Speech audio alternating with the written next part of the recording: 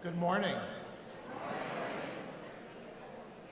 It's a pleasure to be here. That was the most unique introduction, a little video. That was kind of nice. My name is John Roberto, as it said, and it's a pleasure to be back here in the Nebraska Synod.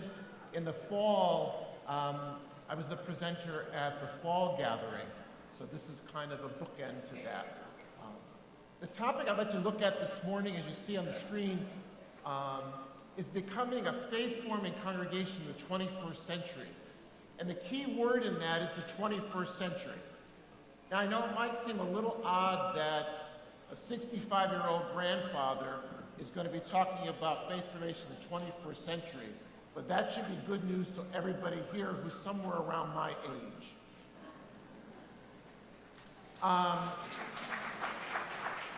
So I'd like to do a couple of show of hands real quick. How many people here were born before 1960? Oh, what a surprise. Okay. How many born between 60 and 80? Oh, that's really good. Between 1980 and 2000? After 2000? Should they be in school today? Of all those who are here, how many are grandparents? Oh my, this is the grandparent assembly. So if you're a grandparent today, what I'd like you to do is this. I'd like you to listen with two ears. One ear tuned to your role in your church back home, but one tuned as a grandparent to the new generation in our midst.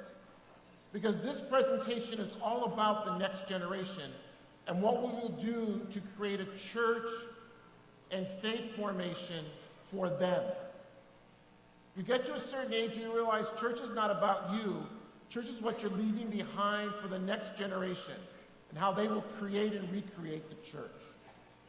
So that's what I like to focus on in two parts. First part, I'd like to give you a sense of what I think is one way of envisioning our congregations. And the second part, I'd like to venture into some approaches or tools that use the new world of digital and online tools to help us reach all of our people, regardless age or generation. I put the presentation on my website, Lifelong Faith. You can download it by just going to the Presentations tab. The PowerPoint is there, so you don't have to take any notes. Just think about how this can impact your congregation back home. I want to address four big challenges that every single religious organization, congregation in the U.S. faces. And I raise them for this issue is that these issues are having a huge impact on us and our ability to be both church and ability to pass on faith to the next generation. The first one is about diversity. And the way I want to contrast this, I grew up in Bridgeport, Connecticut, still live in Connecticut. And I grew up in a world in which there was very little diversity. You may resonate with this depending on your own ethnic tradition. I'm Italian, both sides. So unless this is happening, there's no presentation going on, all right? And I grew up in an Italian Catholic parish. I grew up in an Italian neighborhood. I grew up in a 3-generational Italian household. Grandma and Grandpa lived on the 3rd floor from which they could see everything that was going on. And everybody in my neighborhood lived in a 3-family, all related, 3-story house where grandparents watched what was going on. In my Italian parish, there were 6 last names in the parish. The only diversity was which of the 3 towns from Italy they came from when they all came over in the early 1900s and started Holy Rosary Parish on the east side of Bridgeport. Now, you could take Italian out and put every ethnic group in it you know. If you were born before 1960, you know the world I'm talking about. If you're born after 1980, the next 3 or 4 minutes is a history lesson. Diversity in my church was literally non-existent. I never remember my Italian Monsignor ever having to do anything about building community. Community walked in the door on Sunday morning, and community left on Sunday morning. He already had community. As long as he had grandparents, as long as he had festivals, as long as he had a neighborhood surrounding his church, he had a built-in community. But he also had built-in faith transmission. He had Italian festivals and practices, religious practices, devotional life that he could build on. And the church became the center of that neighborhood, but that faith ecology, and I'll talk more about that in the next moment. And in that world, there was very little chance I would escape being Italian and Catholic or Catholic and Italian. And that imprint has lasted 65 years and will continue to. The world I grew up in had very little diversity. Even the Sicilian Italians had a separate parish because they're really not Italians. They were Sicilians. And you could have walked. It was less than a mile away from the church I grew up in.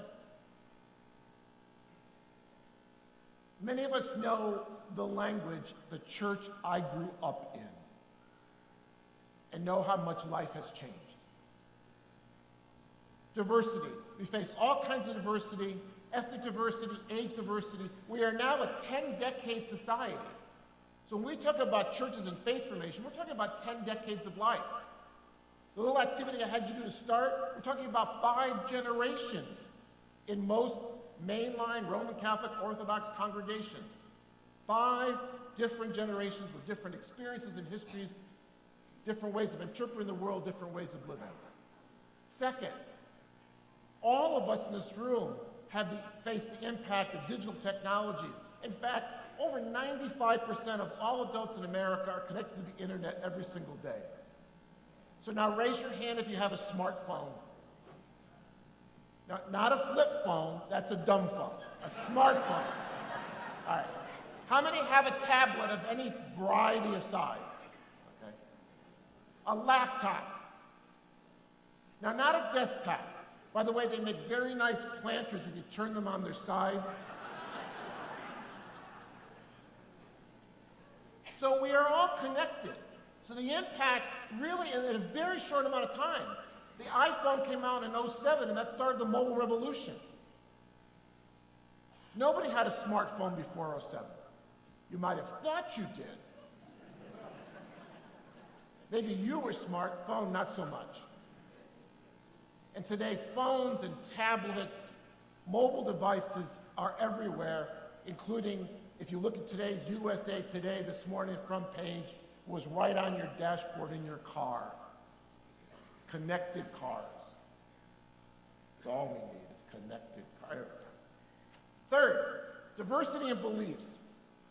If you followed the headline just in the last couple of weeks, you saw a new Pew Research study talking about the diversity of beliefs and practices and the rise of those who are unaffiliated with any established religion.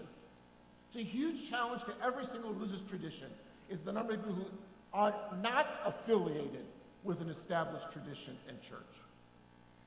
By some estimates, 35% of people in their 20s are not. So if you don't see a lot of 20-somethings in your church, you have a lot of company all across the country. And number 4 doesn't get talked about much at all. But I think number 4 is the most significant of all the 4 up there for this reason.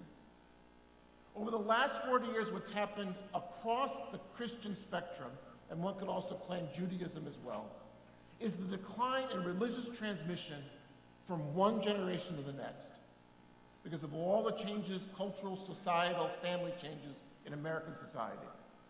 When I grew up, that was kind of like on autopilot.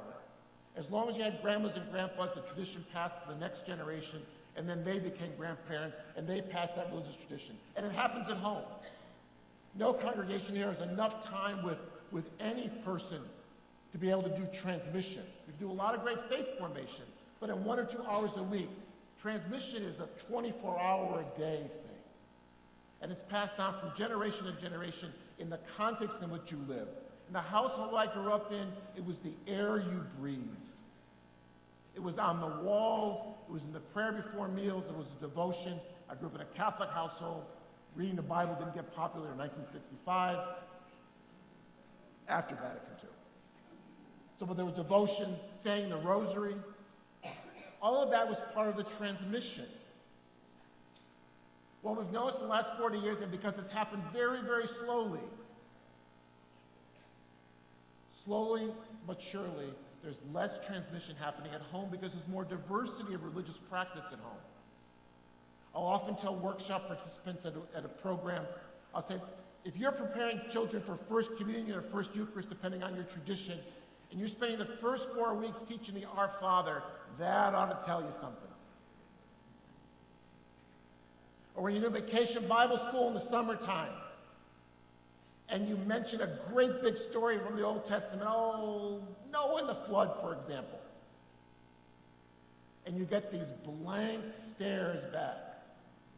That's telling you something. And so these challenges are huge challenges. The good news is we can be up to the task. So there's a lot of people I work with who are simply at a long, multi-day funeral. There's another group who are simply in denial. That's not really what's happening. And there's another group, the one I really like, who says, yeah, that's our reality, but we have never been blessed with more resources, tools, and technologies to reach people and to share the gospel with them. That's the group that you all are. Why spend a weekend here at an assembly if you're not that group? What will it look like to create faith formation around 21st century people, our own kids and grandkids, our next door neighbors, using 21st century approaches? Okay, so that's the world I grew up in. Maybe you did too, especially if you were born before 1960. The church was the center of the neighborhood. It kind of got there by default. My Italian Monsignor knew everything was going on even before it happened. And I mean just for Catholics, he was the center of the neighborhood for everybody. You wanted to run to office, you checked with him first. If you didn't get his blessing, no chance. Family was central and was multi-generational. Extended family connected to other extended families. Ethnic traditions, in my case Italian, passed on. That was kind of like the assumption that the ethnic tradition coming from the old country to the new country would pass on that tradition to the next generation. Community, the neighborhood supported that. There was a community sense, a neighborhood sense. People knew each other in their neighborhoods. And then, for lots of churches, there was this thing called Sunday school. 1 hour or 2 hours a week. But in the context of all those things, it worked marvelously well. What's happened over the last 30, 40 years is you've had decline in the other 4 areas, and Sunday school has suffered because of that. It simply grew up in a world that no longer exists. Our task as congregational leaders, as parents and grandparents, is how to create a new faith-forming ecosystem, which is the fancy word for saying world, and wrapping our arms around the next generations. We need to emphasize our intergenerational communities, more about that in a minute, more about all of these. We need to think about faith formation as 10 decades. If the big people aren't growing in your church, how are the little people going to be growing? Faith formation went from an optional to, if you're not doing faith formation, how can you survive as a congregation? How will the next generation hear the story? How will they see the Christian way of life modeled and practiced in front of them every day, every Sunday? Family faith formation. It all starts at home.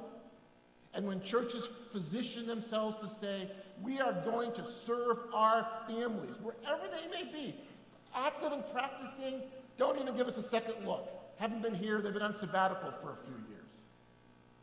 When we're serving families and we're saying families are central because religious transmission and values transmission happens at home. Once we make that central, things start to fall in place. None of these can exist alone, by the way. That's the nature. They're all connected. Missional faith formation. I'll give you a Roman Catholic example. We spent the last 10 years trying to get people back to Sunday Mass. They're not doing a very good job, by the way. And I keep on telling groups, especially the Catholic groups, it's the wrong question. The question is, how are we going to be with people where they are? Not how are people going to be with us where we are at the scheduled time at 10 a.m. Sunday morning. So we have to be more missional in our thinking. Let's be with people where they are. The good news is very portable. It goes with us wherever we go. I was given a presentation in the New England Synod at a workshop. And the bishop of the Synod gave a wonderful presentation on a lot of these trends. And one of the questions at the end was somebody said, Bishop, well, you've talked about this mission. Who's this mission to? He got up off his stool. He walked to the window. We were right downtown Worcester, Massachusetts. He pulled back the curtain and said, right there, pointing to the homes right across the street. It's getting out to where people live. More about that in a minute. And then online and digital is not a foreigner. It's what's going to make all of this process work. It's an accelerator. It's an enabler. It's the same experience that Martin Luther had the first time he spotted Gutenberg's printing press. A little bubble would have gone out. It would have said, I've got big plans for you. In the same way, we should have big plans for the internet, because that's the 21st century version of the printing press.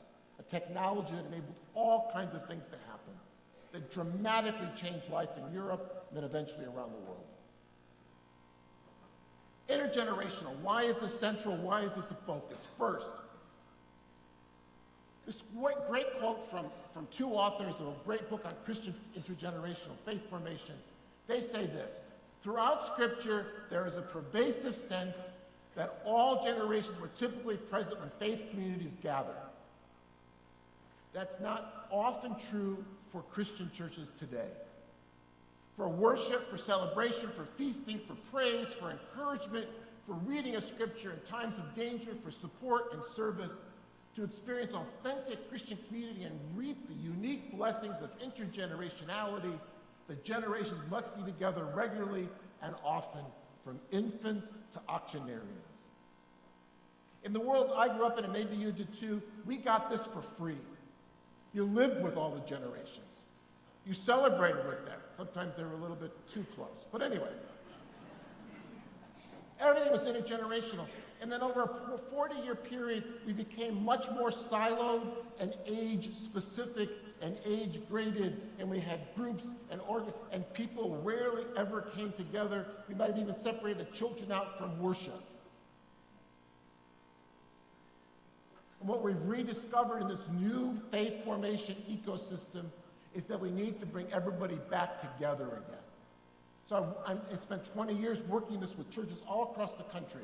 By watching them move from Sunday school to intergenerational Sunday school, intergenerational festivals, intergenerational service. I'll identify these right here. Intergenerational storytelling, because the old need the young as much as the young need the old. And the unique thing is, churches in America, synagogues, mosques, are one of the only places where 3 or 4 generations gather on a regular basis to do something intentional. That's about it. There's just very few settings where we have those relations. The old need the stories, energy, and the life of the young, but the young need the role models in the old. And that's our unique gift to the community. So part of this 21st century approach is something really, really old, going all the way back to Deuteronomy, is that generations need to be together to share stories, to celebrate, to learn together, to serve together, to pray together. That's the heart. So be more of who you already are. You need to stop separating people. You need to bring people together, intergenerationally. That's the gift of Christian community. All the generations together. So the word to all the grandparents in the room, even if those grandkids or kids, your own kids, are not there at Sunday, you are the ambassador. more intergenerational settings where we can bring people back to give church and or Jesus and or God a second look. And see that in other people in the community. Second, we now have 10 decades of life. So when you think about your congregation and faith formation, how are you addressing all 10 decades? And if you're thinking, this guy hasn't been in my church, how can we possibly address all 10 decades? Well, that's where the digital enabler helps immensely. Because every stage of life has unique needs. Some of those needs will get met intergenerationally, but some of those needs will get met uniquely. And the more we offer, the more ways we can connect with people both engaged in our community and those who are occasionals or on sabbatical. So how do we address the needs across 10 decades of life and then utilize our online and digital tools to meet people's religious needs? You'll see that in the second part. Families are at the heart of this. To make the intergenerational and the age group work, families have to do their work too. And so the question is, will you position your congregation to say, we are in service to families? And the stronger the family is, the stronger moms and dads are sharing faith and building strong families, the stronger our congregation is. It's just that simple. No congregation has the time, staff, facilities to ever compensate for what's not happening at home. So how do we position ourselves to assist the busiest people in the galaxy? Parents. There's just nobody busier than them. So many churches place all these requirements around parents. Place them on grandparents. We got plenty of time. But you're getting to the people who are already shuttling their kids. They need 8 or 9 days in a week to accomplish everything. And so the question for parents is, how do we reach them and engage with them? Not how do they come to our established programs.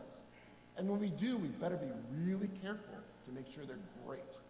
So there's 5 things we need to do.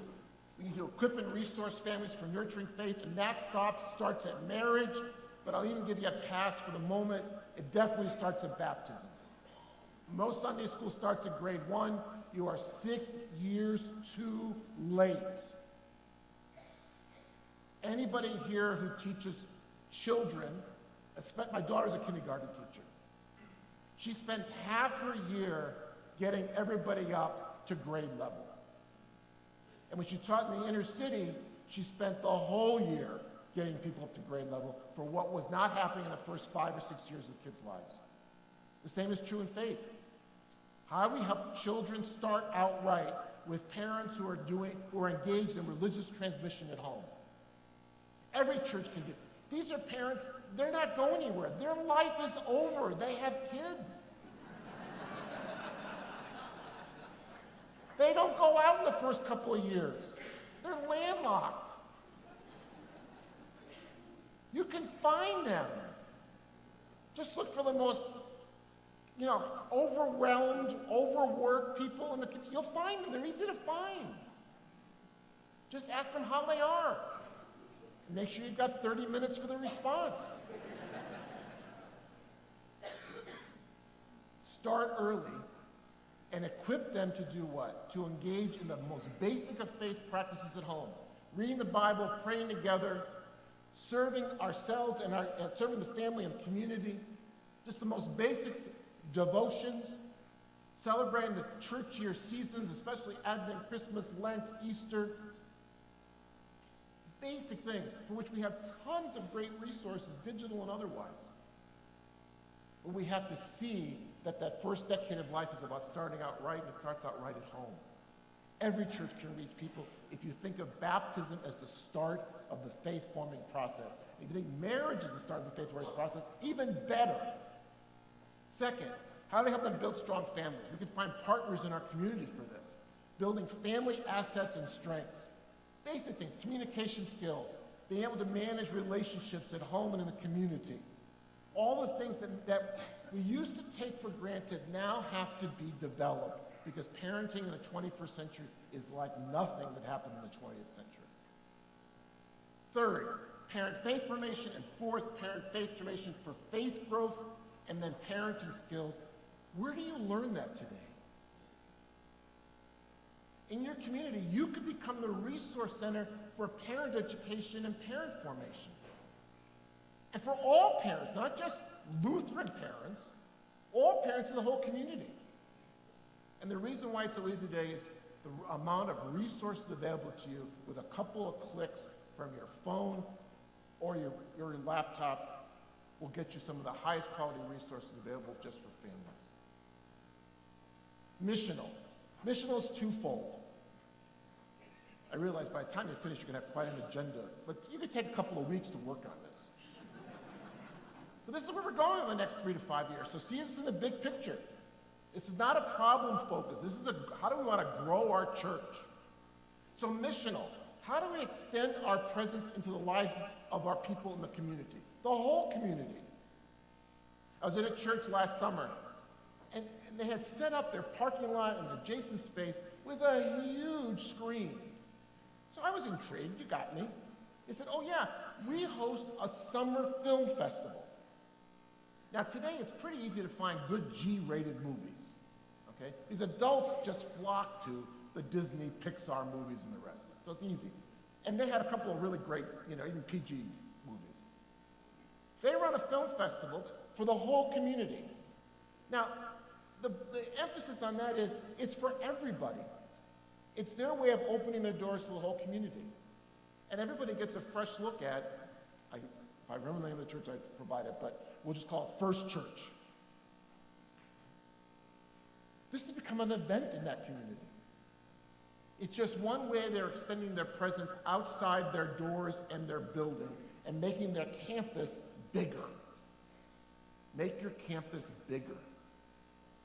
So extend our presence through outreach, connection, relationship building, and engagement. Every grandparent here is connected to their grandkids and to their own kids who may not be involved in church. That's your first line of people who can extend your presence. So if you do anything, on Monday, just start equipping grandparents in your congregation to be faith formers of their grandchildren. It's the simplest thing in the world.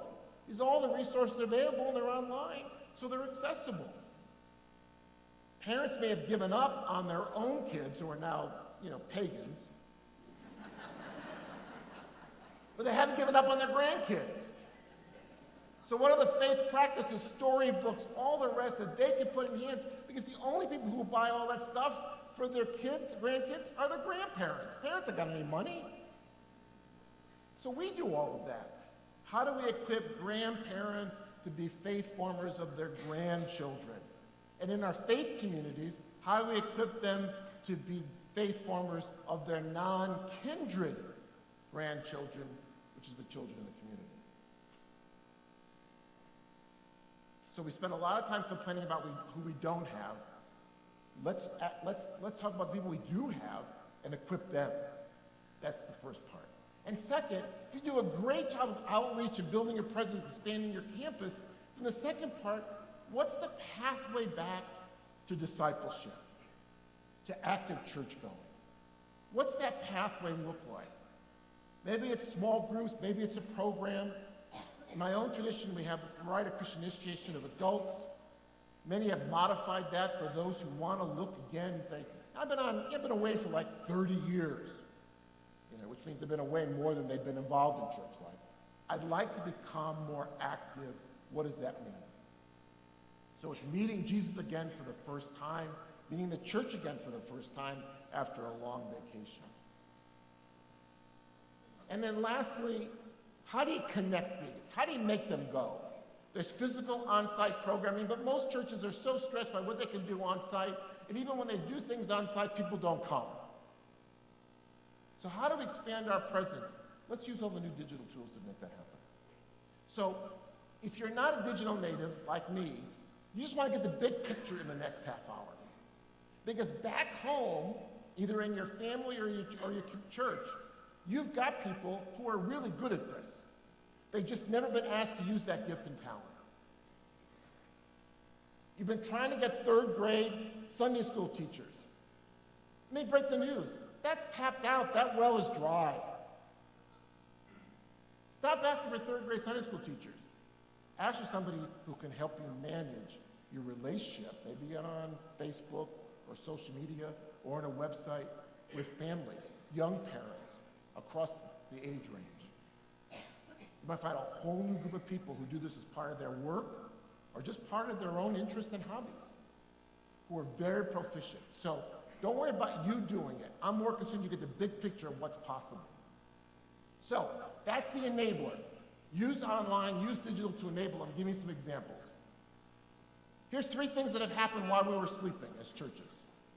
The internet revolution came a couple of years back, well, this is about 10 years back, U.S. Catholic bishops. I like to pick on the Catholics because they're not here today.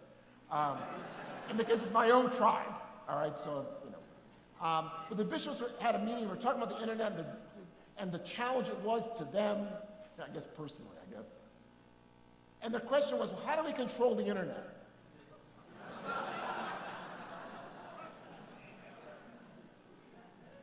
I wish they had spent all the time doing that. They wouldn't have gotten in trouble doing other things.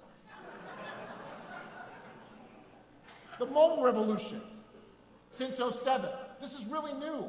So if you're a little out of breath, it's okay. It's only been 8 years, it's barely in the making, that we've been really mobile. And the social media revolution. We're barely talking a decade. Facebook's the grandfather in this world of social media. Most of the things that are social media things, you know, like they pop up every 3 minutes. But what it's created is this. Information is now portable, it's personal, and it's participatory.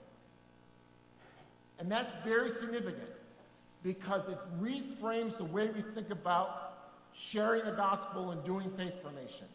Because if the gospel and faith formation is portable, personal, and participatory, you can now reach everyone. So your question coming out of this morning ought to be, the moms and dads who are at all kinds of athletic games this morning. Remember, if you're a parent of children and young teenagers, you spend most of your time waiting. Really. This practice and we wait, this practice and we wait, this practice and we wait. We go to a game, they're on the bench, they're brought in the 7th inning to kind of close out a game that is either well beyond winning or so far ahead that you don't have to worry about them doing anything bad. And so you wait. So have you been to an athletic competition recently for children and looked at the stands? You think the game was being broadcast on their iPhones. Isn't it true? What are they doing? They're waiting. So my question to you is simple. Why aren't you on their iPhones? Why isn't your church on their iPhone or iPad? You can go wherever they go. And you don't have to create any of the technology or the content to do it. That should be your question. How can we be where people are? And then, by the grace of God, they may be with us where we are. At our gatherings, at worship, at events. But it starts by being with them where they are. Portable, personal, participatory. You can go everywhere now. No geography, no boundaries. People have these gizmos. You have these gizmos. And people enjoy them. In the Pew Research did a study a couple months back about the impact, the internet at 25 years old, and the impact. It's only been 25 years. It's remarkable, right? Like it's been around forever, 25 years. And the first, 15, you didn't even know it existed. Overwhelmingly, well over 80+% of people said the internet has benefited my life, and they identified the ways it had done that. So this is a good thing. And if we utilize it well, it's even a better thing. If these aren't on your phone, it's okay.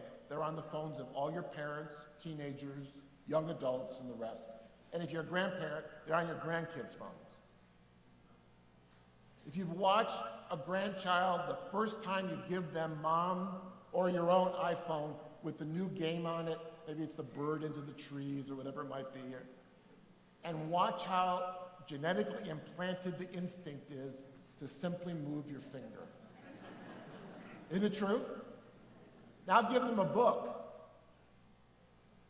My 3-year-old granddaughter said, "Grandpa, this book doesn't work."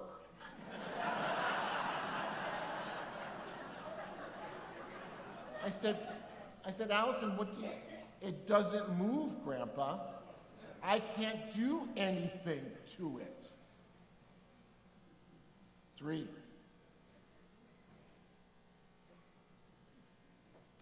It's just fun watching and realizing I don't need to know any of that stuff. I just want to watch what they do. The Khan Academy, you might be familiar, probably used in some schools, and the kids back home are using it. Started with an idea 5 or 6 years ago. It's up to 5,000 videos on all kinds of subjects used in curriculum and the rest. They have this great model, and it's free, by the way. I mentioned the word free a couple of times, but it's free. Whoever you are, you only have to know one thing. You can learn anything today. It's out there, and it's high quality, and it's engaging, it's in video. edX is this great online courses from the best universities. Yeah, like slacker places like Harvard, MIT, Stanford. Yeah. Like when I got off the plane in Omaha yesterday, big sign, University of Nebraska online. Didn't say register for a course, on campus in Lincoln, or in Omaha, wherever. Online. Join the tens of thousands of people around the world taking a University of Nebraska education online. Up on top, Enter the Bible, might have been there. This is from Luther Seminary. It's huge. Their working preacher site, which is for preachers, as you might gather, gets 250,000 hits a month. 250,000. That's like a lot of people.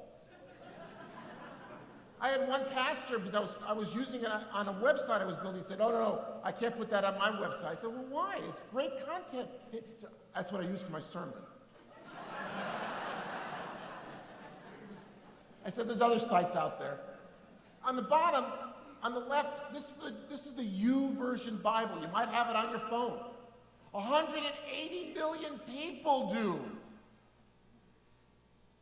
And you go to their website, they've got a clicker of how many are downloading it this second. The Bible app for children is from YouVersion. It only came out 3 months ago, and there's something like 10 million downloads. They're reading the Bible. They can tell you at any moment which books are trending up. Don't bet on the book of Numbers. Vibrant Faith at Home is from Vibrant Faith. I work part-time with Vibrant Faith. This is a free resource with about 700 or 800 faith-forming activities. Children, teens, adults. Free. Every congregation can use these. You've noticed a key word here. Free, free. And most church people get that word really well. Free. So what does a digitally enabled allow us to do? Engage people with a wide variety of content, all ages, anytime, any place. We control the great content. People control when they access it, which is the right job. A lot of churches try to control people's schedules. Good luck with that. Extend the church into people's daily lives with online content and experiences. We have such a small slice of people's time. 1 or 2 hours a week, and I don't mean June, July, and August. That's all we have. When I was growing up, there was no summer mass schedule. Now there's a summer mass schedule. which usually means taking out a couple of masses. And even now, even when you take them out, they're still not full. Summer mass schedule.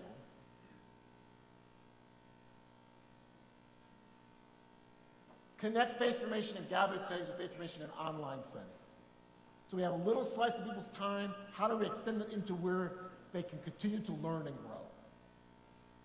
And then offer a variety of online content just in time, whenever you want it. It's no problem for you on Monday morning to have adult faith formation for every adult in your community by simply using all the great online courses and content already developed for you. All you need to do is build a website platform, which is relatively easy with these new website builders. And because you've got people back home who can build a website for you, you just have to ask them. You can have adult faith formation in every single church in this room. I'll give you a week. It's that easy. Without ever having to have to run a gathered program at church. That can be the outgrowth of it. More about that in a minute. So, what I've been doing with churches, and what I suggested back in the fall, and a number of congregations here have been in relationship with me about this, we're doing work, you'll see that in a minute, is we can now build online platforms that are simply called websites. I use a platform called Weebly, which is weebly.com, but there's plenty of them out there that are just website builders. Easy drag and drop. But now I've built, this is my sample, this is the church where I'm pastor. I'm Roman Catholic, there's no chance I would be pastor, right? So, this is make-believe. I have had people sign up for some of my programs. I haven't the heart to write back and say, it's just a make-believe site, you know, just a...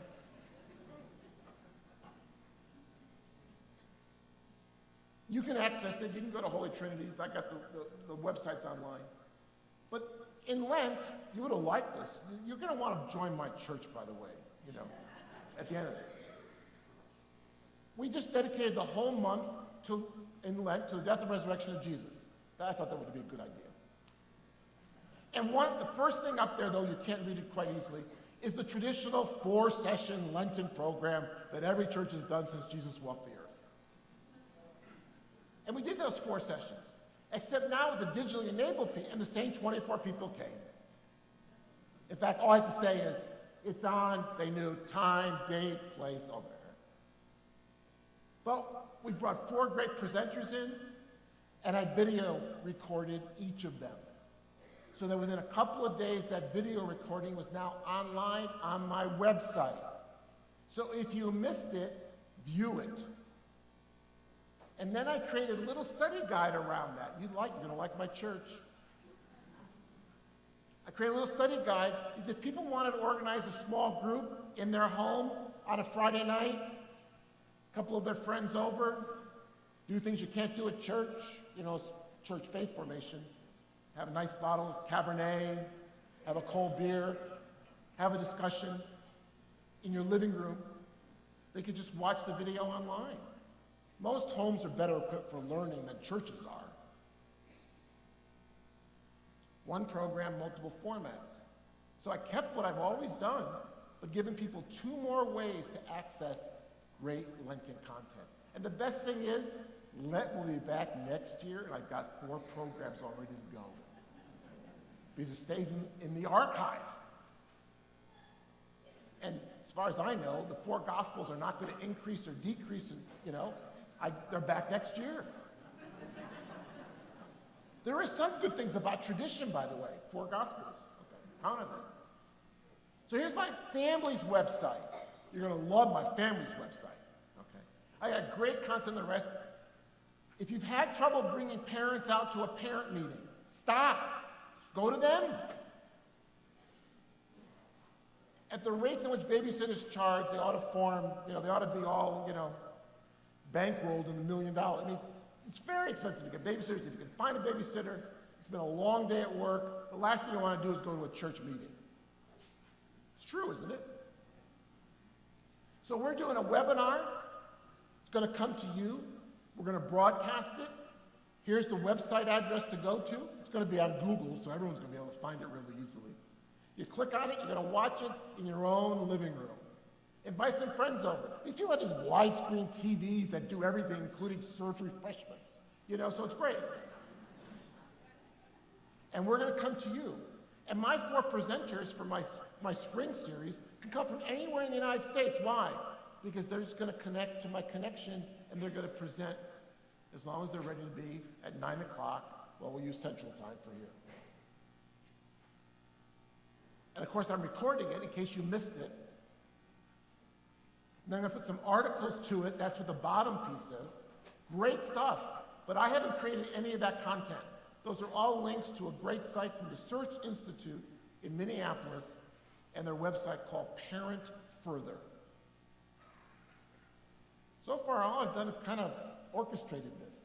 So it's kind of the conductor of an orchestra. You don't play, but you make great music. We're also offering people a small group, read a book, organize a small group. And we're also offering other webinars. This is just watch a video. And I'm going to recommend that they also check in with Boys Town in Omaha with their parenting center and remind them that Boys Town has a 24-hour therapist on duty 7 days a week, every week of the year, if they have a question about parenting or they're at the very end of their rope, talk to somebody. Did I mention there's a lot you can do online? I didn't create any of this content. 0. The word is called curating the content. Finding great sources and making it available. My parents will be stunned by what I've done. Number 1, they'll be stunned I built a website. But number 2, they'll be stunned that we're coming to them. So I've worked these 5 strategies. I'm going to share them with you. I've worked these 5 strategies for churches. And let me go in depth on them so you see them. Every event you do on campus can be extended with online content. Sunday worship, programming, all can be extended. This summer, kids are going to go on a summer mission trip. How will you stay connected during the 5 days? That's what social media is for. But how will you prepare them? But more importantly, how will you sustain that mission trip so they continue to grow in their service to other people? So every church event or program can have an at-home or daily life application and vice versa. So this is a multiplier. So what I do on campus can have a multiplier effect. Okay. So here's a great example. People come in record numbers to Ash Wednesday in churches all across the country. I'm amazed. Even non-denominational churches with no liturgical tradition have an Ash Wednesday. I don't know where they get the palms from to burn. But I've suggested Roman Catholic parishes get in the palm business. It could be a growth industry. They come to Ash Wednesday, and the next time you see them is when? Easter. They missed Lent. There's 40 days. They missed it. Because they're busy. They don't go every week. Da-da-da-da-da-da-da-da. So, online, I could build a whole Lenten 40-day curriculum that doesn't require they come to things. Though I wouldn't be afraid of doing things gathered. Devotions, reading the Bible, daily prayer, daily reading, all those kinds of things are possible now.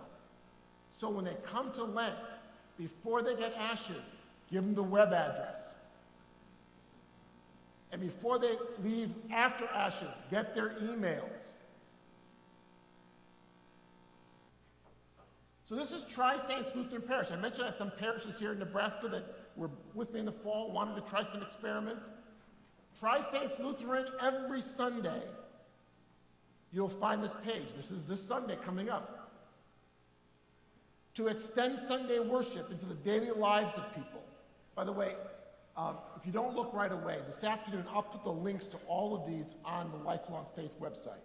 So when you see the presentations, I'll have the links to all the churches underneath that.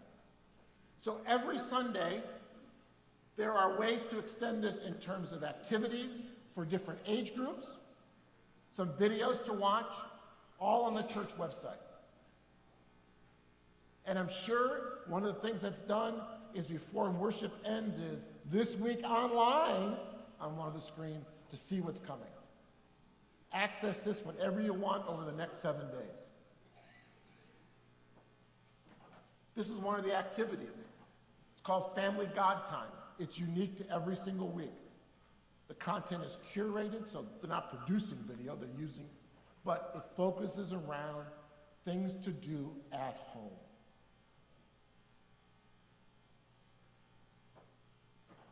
Very doable, because the content's there.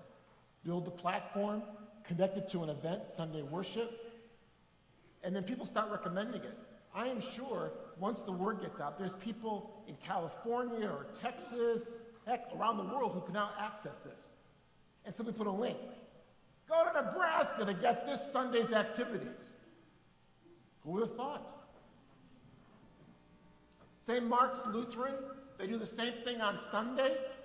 So you see the Sunday sermon is recorded, it's available in video. They built a wonderful looking website with nice design. First Lutheran, oh, help me with where First Lutheran is. Here. It's here in Kearney.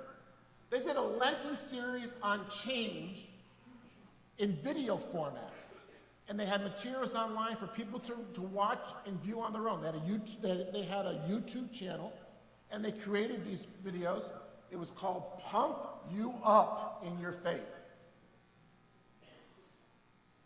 And of course, you got there from their website, but it was connected to things they were doing on campus during Lent. 6 videos they created. St. Paul's Evangelical does commentaries on the Sunday readings, and though you can't see it, under the picture are a series of links to the readings of the day, so you can go in depth during the week, and then that's connected to their Facebook page. That's what's on the right corner, is their Facebook page, and somebody does for them, they have the Sunday reading commentary. So people can be reading things and then posting their reflection on Facebook. So you see how they're creating their own little ecosystem of the website, people interacting with that, and posting a comment to everybody on their Facebook page. Some churches flip the classroom. This is very simply put, what we used to do when we had people in front of us, like presenting content, we now allow the web to provide the content because there's such great content out there. And what we do is when we're together, discuss that, apply that, practice that, reflect on it. And so as an example, this is a pastor, I'm not gonna remember the congregation, Silverdale Lutheran. Oh, it's a Lutheran church. Out in the northwest Oregon, I believe. Washington. I was close, one state off. He took his intro to Christianity, he created a series of YouTube videos. They're short, but it's what he would have told people when they came and said, I'm thinking about being a Christian or joining this church. He now has that online with, of course, a connection to him, like me, technically. So they can watch that, and when they come to him, the whole focus isn't presenting anymore. You've already seen the video. It's, so tell me about your faith life. What's God doing in your life? What are you looking for from this church? What do you look for in a church? How can we engage with you? So the whole discussion has changed from, let me explain about our church or the basics of Christianity. People watch that on their phones, waiting for their kids at soccer practice. But when they come, it's interactive. It's discussion, it's application, it's relational, it's invitational.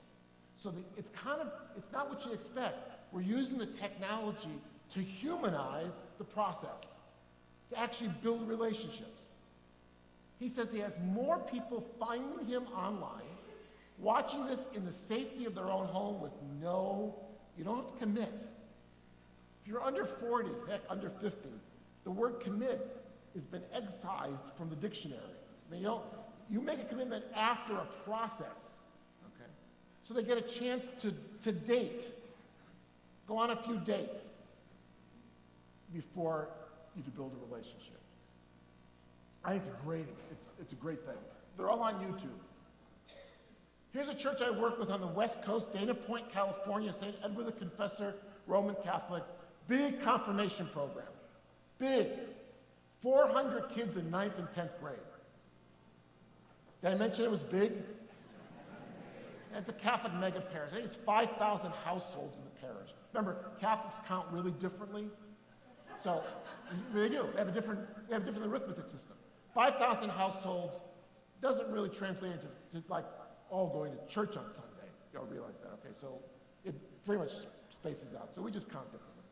400 kids, 9th and 10th grade. So you imagine what 400 kids coming to a confirmation program on Sunday night is like. Crowd control is what it's like, with a little bit of chaos sprinkled in.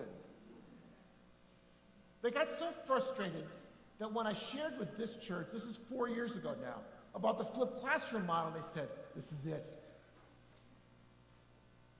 There's so much good content in video form around the content they were teaching. The creed, sacraments, morality, prayer, and spirituality, that they created an online curriculum of that material over 2 years.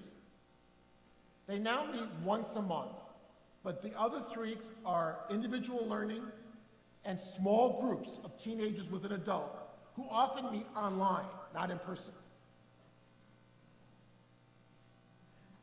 Attendance has skyrocketed. They have over 95% of all 9th and 10th graders come with their parents because they refocused that those sessions are highly interactive, highly contributory. Kids create stuff, they bring projects to the session. Why? Because you flipped presenting content to a huge group of people into something much more personal, much more customized, much more relational by using the technology.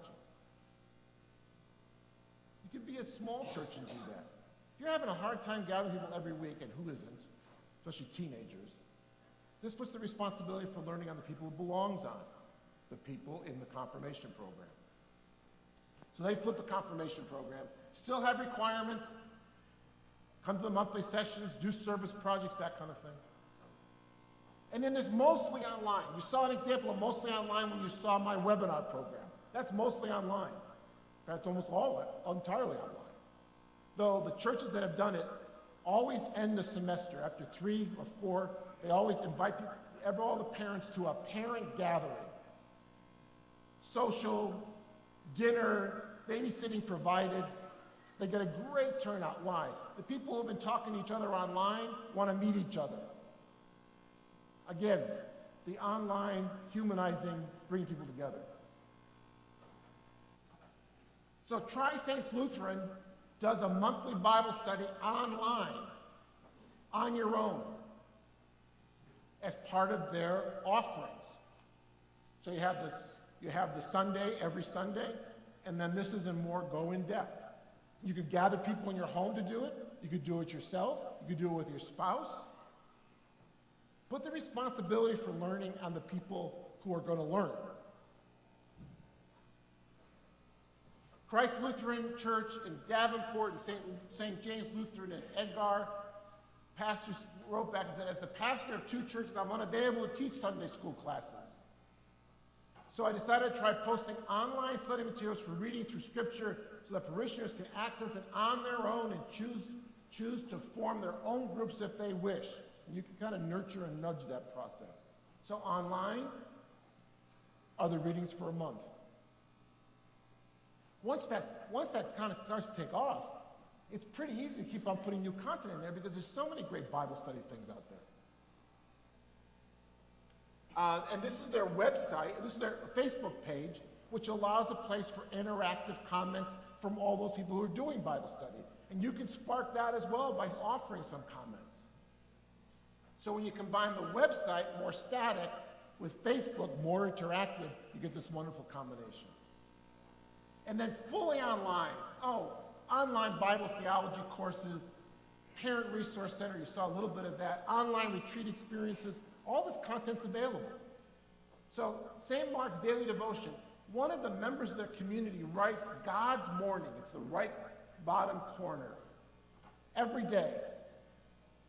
And it's dramatically increased the number of people going to the Facebook page and connecting with their church from everywhere, not just in the local community. Drawn there to interact and then hopefully to invite them to what? Offer their own devotion, offer their own reflection. It's simple stuff, but the accumulated impact is over time you build what? relationships, traditions. You become a go-to place for people, not just on campus, but online, and it becomes one ecosystem. You no longer say, well, it's online or on campus. It's both. How do we keep it connected? And Ord Bethany Devotion Sunday Worship, these are links to existing content that people can do on their own or as a family. And each one of those, you can't see the words obviously, but each one of those is a button that takes them to a site that has been selected because it has good content on it. So both those pages, it's work to create them, but no one had to create the content. They're using great content providers. And that's what's changed in the last 5 or 7 years. This presentation would not have been possible 5 or 6 years ago. That's how quickly this has evolved. I always like to use this. N.T. Wright is now online. Where isn't he? And you can take courses. So your church in the middle of Nebraska can have N.T. Wright as your guest presenter 1 month. Not possible, he just put this up, but not possible 5 or 6 years ago. Up top, a friend of mine, Chris Yaw, Episcopal priest, started Church Next. Hundreds of adult faith formation videos, high quality people. You actually put them onto your website or develop a proprietary website. You can bring adult faith formation right to your church, right to people's homes, right to their phones. Did they mention this was possible? Before I wrap up with this quote, the key learning for me over the last 10 years of moving this direction is that small steps can have big impact. And so I would just challenge you with this. Think about that broad ecosystem, the importance of intergenerationality, of family, of 10 decades of life, of expanding the campus out into the community, and realize you have at your fingertips resources, tools, and technologies to enable that to happen in ways that, well, I started my work in faith formation in 1969. I started in youth ministry. Everybody's got to spend at least 10 minutes with kids. I spent a couple of decades. I wish I had just 1% of the resources and tools that I shared with you this morning when I started in youth ministry. I had one shelf of books from every denomination about youth, one shelf. So this is a great time to be thinking about faith formation, spreading the gospel, involved in evangelism. There's never been a better time to be involved. Yes, there's lots of challenges, but God and God's wisdom has given all kinds of resources and tools to use. Just start. Just start. Small can become big real quick. This is an email from a pastor who's not here. They just have their third child. So good excuse. But here's what he wrote in his evaluation of their project that they did. This was the example from St. Paul's Evangelical. We've seen people respond well to our expanded online ministry.